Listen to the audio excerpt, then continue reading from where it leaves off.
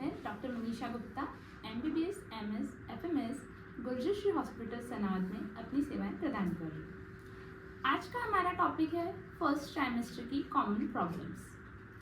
जो शुरू के 3 महीने होते हैं प्रेगनेंसी के, उन्हें हम फर्स्ट ट्राइमेस्टर कहते हैं। फर्स्ट कॉमन प्रॉब्लम जो पेशेंट मेरे पास लेके आती है वो होती है वॉमिटिंग की। ध्यान रखिए, थोड़ा बहुत जी मचलाना, 1-2 एपिसोड वॉमिटिंग के होना जस्ट नॉर्मल है प्रेगनेंसी में।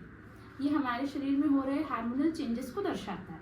एक तरीके से ये पॉजिटिव साइन है प्रेगनेंसी का। पर अगर आपको कंटिन्यूअस वॉमिटिंग हो रही है, कुछ भी आप खा नहीं पा रहे, कुछ भी पी नहीं पा रहे, तो ये एक साइन हो सकता है कि कोई और प्रॉब्लम आपको अंदरूनी है जो प्रेगनेंसी के साथ बढ़ रही है। ऐसी कंडीशन में आपको तुरंत अपने गायनेकोलॉजिस्ट से संपर्क करना चाहिए। शुरू के 3 महीने पूरे बच्चे के जो शरीर के अंग होते हैं उनका विकास होता है, उनका डेवलपमेंट होता है। इसलिए अगर आप अपने मन से या केमिस्ट के द्वारा दी गई कोई भी दवाई लेते हैं तो उससे बच्चे के ऊपर बहुत ही हानिकारक प्रभाव हो सकते हैं। दवाई हमेशा अपने गायनेकोलॉजिस्ट के सजेशन पर ही ले, अपने से या किसी और के कहने से कोई इलाज ना करें। नेक्स्ट कॉमन प्रॉब्लम होती है ब्लीडिंग की।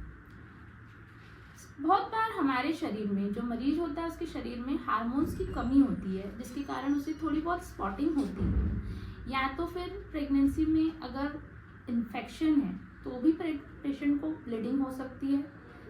इसलिए अगर आपको जैसे ही प्रेगनेंसी टेस्ट पॉजिटिव आया है और थोड़ी बहुत भी स्पॉटिंग होती है तो आपको अपने गायनेकोलॉजिस्ट से तुरंत संपर्क करना चाहिए, जिसमें आपके डॉक्टर आपको सोनोग्राफी की सलाह देते हैं ताकि ये कंफर्म किया जा सके कि प्रेगनेंसी यूट्रस यानी गर्भाशय के अंदर ही है। ट्यूब्स जो होती है यूट्रस की, उसमें जिसे हम एक्टोपिक प्रेगनेंसी कहते हैं, वहाँ पर प्रेगनेंसी नहीं है। तीसरी कॉमन प्रॉब्लम होती है वाइट डिस्चार्ज की। अगर थोड़ा बहुत नॉर्मल चिपचिपा पानी महिला को प्रेगनेंसी के दौरान जाता है तो वो एक नॉर्मल साइन है प्रेगनेंसी का। बट अगर आपको उसके साथ खुजली की समस्या हो, दर्द हो रहा है, बर्निंग सेंसेशन हो रहे प्राइवेट पार्ट में, तो ये एक इन्फेक्शन का साइन हो सकता है। और जैसा मैंने बताया कि इन्फेक्शन अबॉर्शन का भी एक कारण हो सकता है, तो आपको इस कंडीशन में अपने डॉक्टर की सलाह पे ही इलाज करवाना चाहिए और अपने डॉक्टर से ही कंसल्ट करना चाहिए। आज के लिए इतना ही। धन्यवाद।